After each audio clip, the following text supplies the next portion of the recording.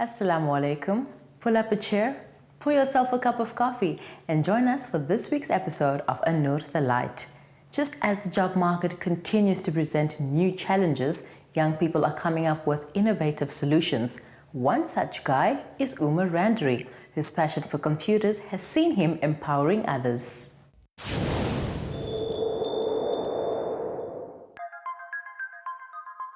The age of computers is well and truly upon us. Almost everything we do involves it, and the future cannot survive without it. Computers are replacing jobs at an alarming rate, but there's hope as new job opportunities are being created. It stands to reason that a knowledge of computers and machines is important going forward. If you look around, computers are involved in everything, and it's just getting more and more integrated.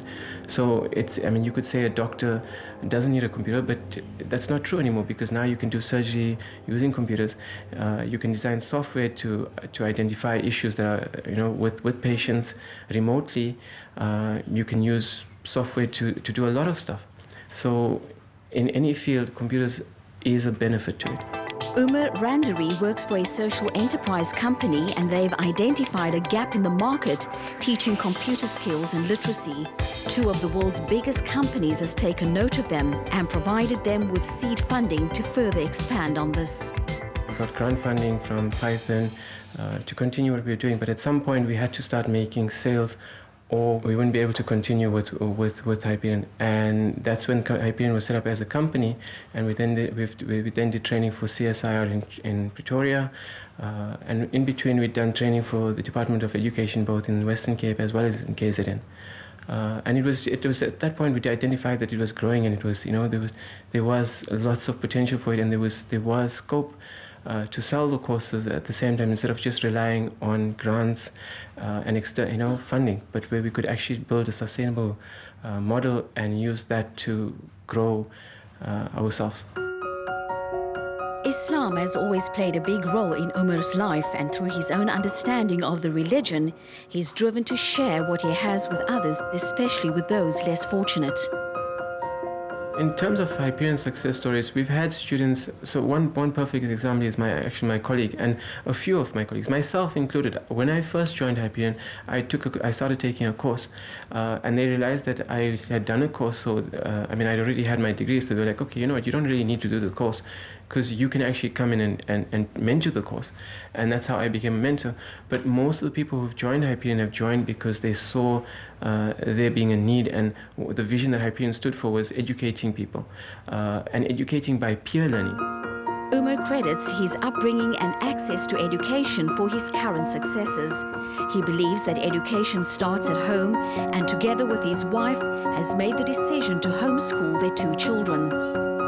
We have a major problem with education in South Africa, and it keeps being addressed by not trying to improve the quality of the education, but rather decreasing the pass mark, essentially. And that's not improving anything. We need to take a step back and say education is important. Education is more important than driving around in a fancy car for a minister, or building houses for people in power. It took a lot of convincing for me to get Umar on board with homeschooling. But I think now he's quite convinced, and we've seen other families. Well, we've been in touch with a lot of families here in Durban who homeschool their kids. So we can see the difference in the children's behavior and where they are, what they know, and things like that. I would like to see Hyperion grow sufficiently enough in South Africa that we now completely cover dominate the market, in the sense that we're helping people, and by doing that then gives us leverage to expand into Africa. The smallest idea has the ability to create the biggest change, and shifting one's mindset is imperative in improving the level of education in the country. By adopting a mentorship culture and hands-on approach to education, Umar has shown that there still is hope.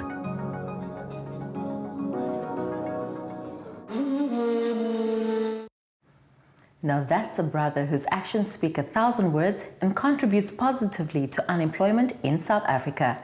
For those of you running out of ideas as to what to wear, this next segment is just right to provide much needed inspiration. Let's see what the cool kids in Cape Town got in store for us.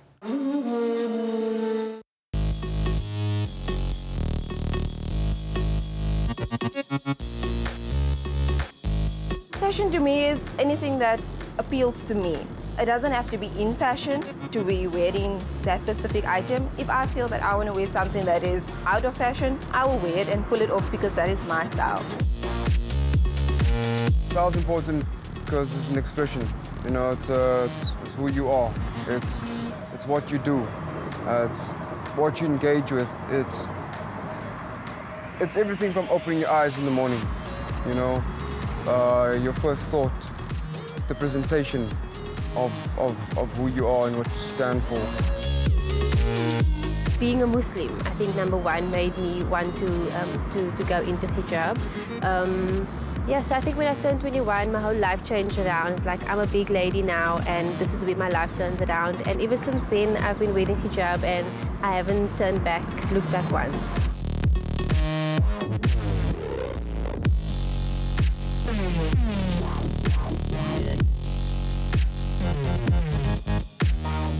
I don't think I have a specific style, but I do know that I have a love for weird shoes. So big, bulky shoes, a bit of glitter. I like that type of shoes. My clothing, anything goes along. I'm comfortable. I'm fine with it. I like the classic style. I like a more basic vibes, but also I can express myself or a little bit more adventurous from time to time. But on everyday, I'm really chilled and I like it basic. For me, simple is elegant as well. I love dressing up, and my favorite colors are black and white. As you can see, I'm wearing black and white today. And I think I make anything work. If I've got it in my cupboard, I make it work. It's what I like. So I can wear something casual, but for me, I will dress it up elegantly with a pretty shoe or a nice scarf. And I really, since I started wearing scarf, I feel incomplete when I don't wear it. And that just makes it completes my look.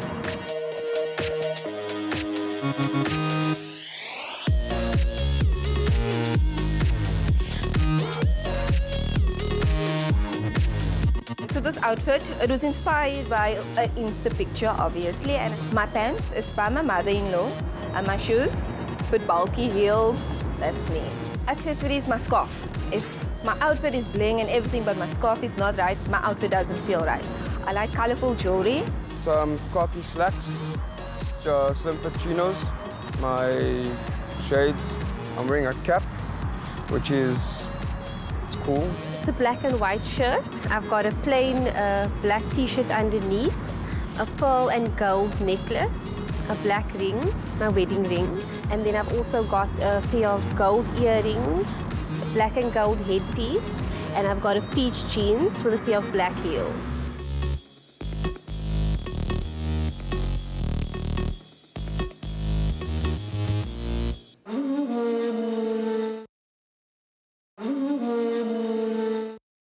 They really are the cool kids with some very hip and happening styles.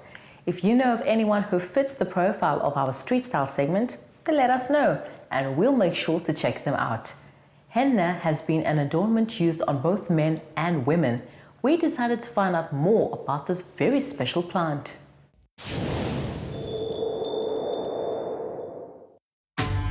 Henna designs are ceremonial traditions that women across the world use to beautify and adorn themselves for special events. The art of henna, called Mehndi in Hindi and Urdu, has been practiced for over 5,000 years in Pakistan, India, Africa and the Middle East. Today, it has become a popular practice for many across the world. While many believe that it is only a practice for women in the Hindu tradition, henna also occupies a unique place in the world of Islam and has a beautiful history behind it. Henna is actually a plant. It's a plant that will dry. You take the leaves, you dry off the leaves, and then the leaves are crushed into a powder.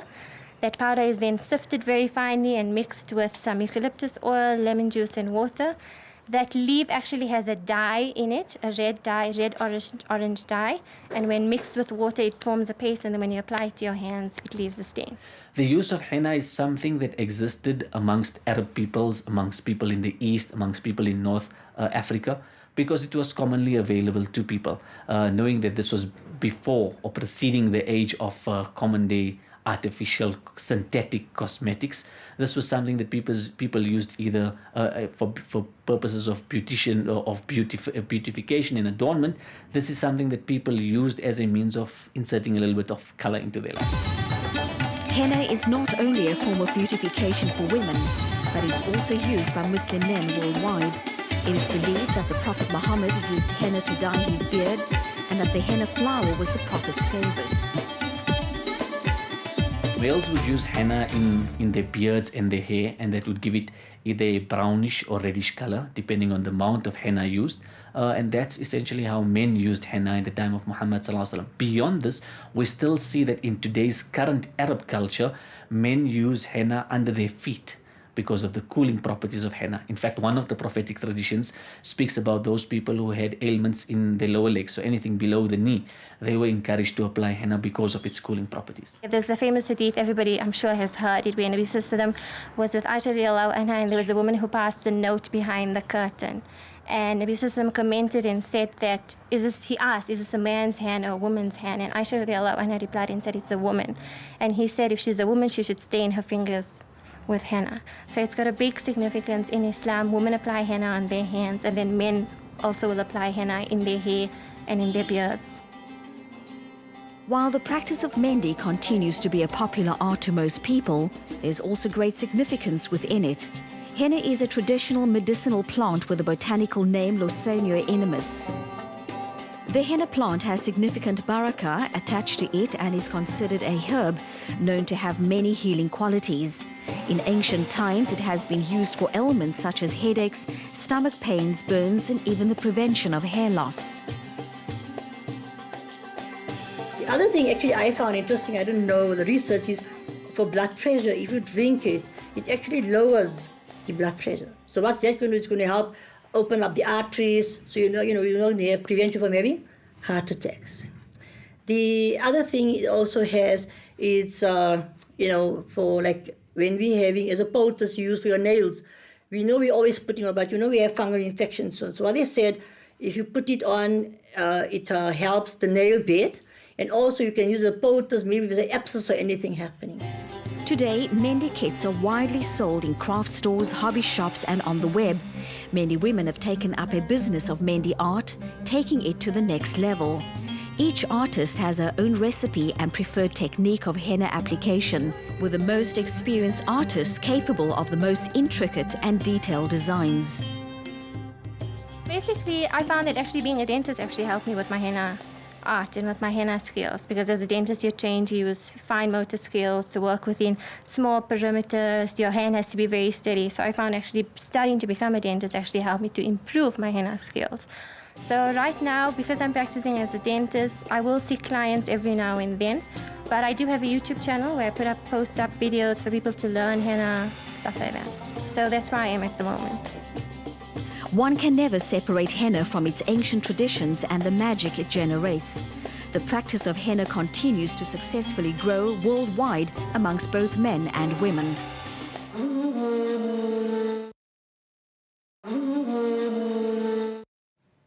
That was interesting. I never knew that henna came from a plant. It's time now for our monthly events calendar.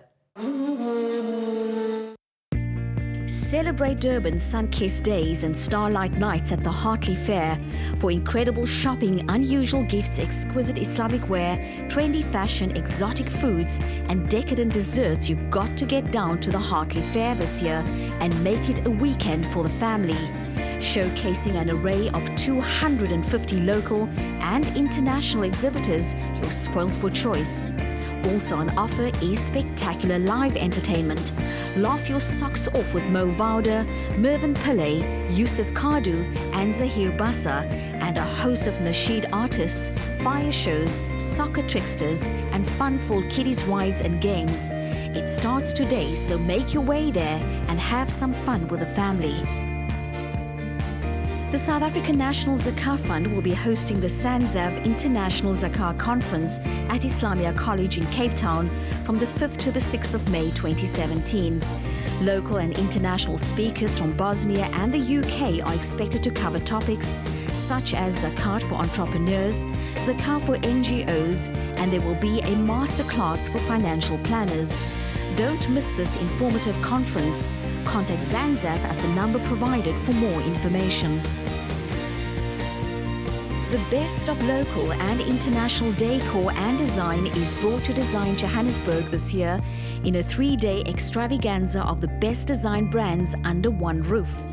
Installations, complete room sets, the latest in home technologies, and talks by local and international industry experts are just some of what's on offer at this event. If you're looking for an interior designer or some ideas to inspire your creativity, look no further. Rooms on View, South Africa's benchmark decorating show, are also back this year with a stellar lineup of exhibits. Join the celebrated Cape Town-born Sheikh Mohammed West as he explores Surah Taha and delves into many disciplines, from the theology to management and leadership principles. This 8-hour workshop will be hosted in Durban on the 14th of May and is a must for those wanting to strengthen their understanding of the Quran and improve their way of life. The surah revolves around forgetting one's obligations to Allah by choosing to forsake His guidance, and Sheikh Mohammed West truly unpacks these concepts to create a deeper understanding of what is expected of us as Muslims.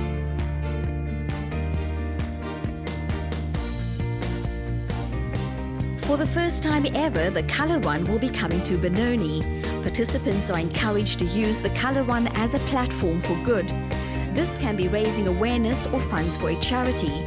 This year's theme is celebrating the superhero within us and aptly named the Superhero Tour. Benoni, get ready for the happiest 5-kilometer run on the planet and book your tickets now.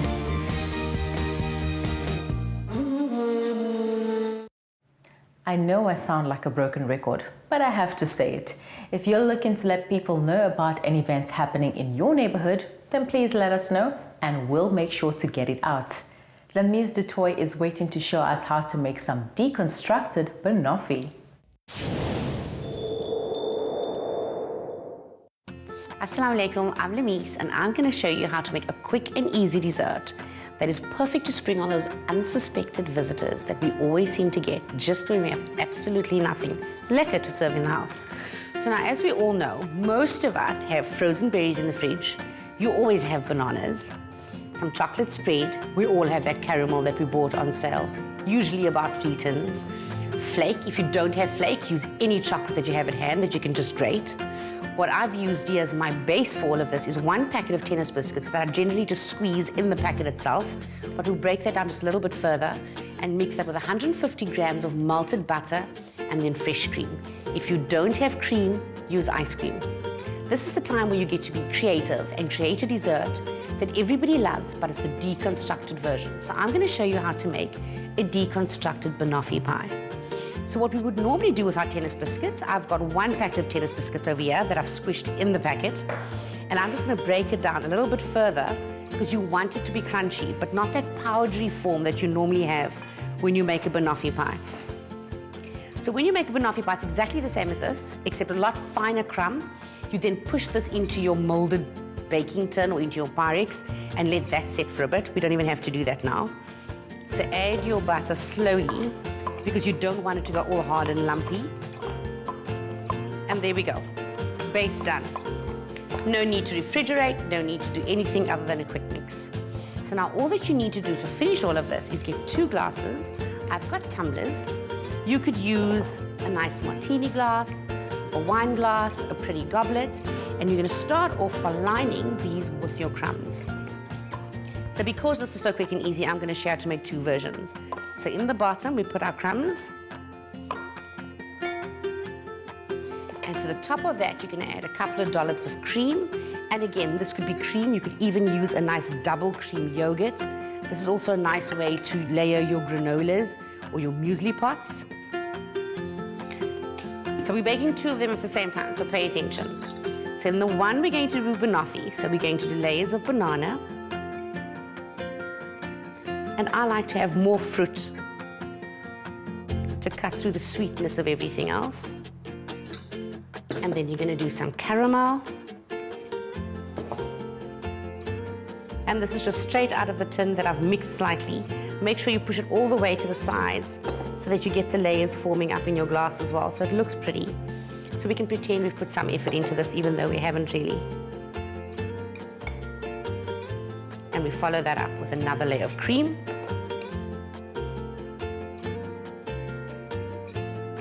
Another layer of banana.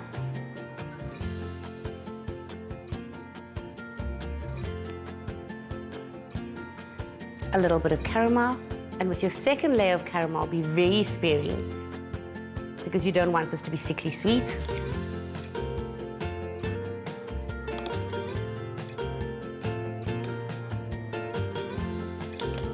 A nice splash of cream.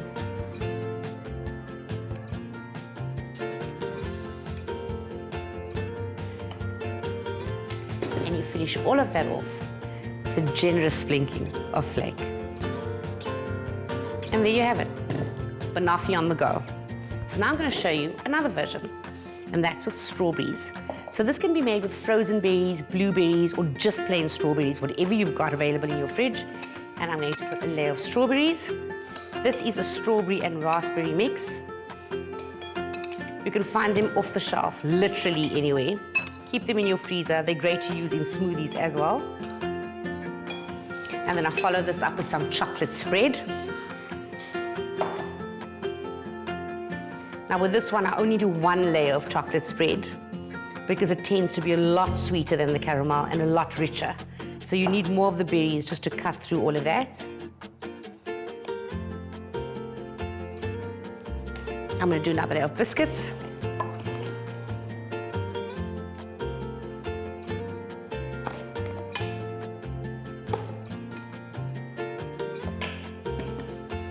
Finish that off with strawberries.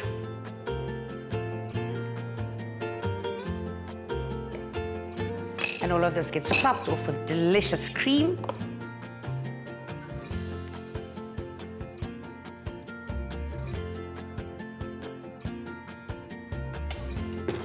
And a good sprinkling of flake. And so there you have it, 2 deconstructed, decadent desserts that's quick and easy to serve, no matter who comes to visit. So until next time, Assalamu alaikum.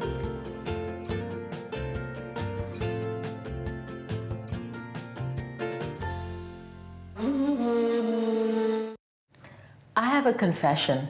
I'm a sweet tooth, and that dessert has got my cravings in overdrive. Can't wait to get home and try it out. As always, recipes will be on our Facebook page, but also let us know how the meals turn out. From me, Mara Mukwanda, Salang Handle, Assalamu alaikum.